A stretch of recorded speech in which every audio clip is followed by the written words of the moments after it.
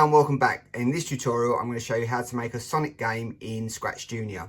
First of all, I've made Sonic by editing the cat. Let me know if you're in the comments below if you'd like me to make a video on how to do that. This is a really super simple game. It's the first in a series of Sonic games I've got ideas for. If you want to see the rest, please leave a comment below.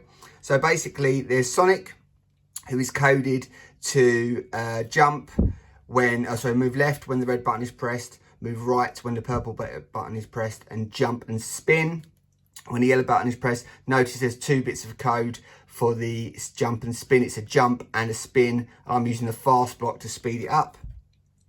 The red button is a simple start on touch and it sends a red letter. The purple is the same, so is the yellow. Now the the rings all have the same code. Every time they are bumped, they disappear. And it's a really super simple game, just one screen. All you need to do is move across, collect all the rings, and that's the end of the game. So let me show you one more time. Full screen.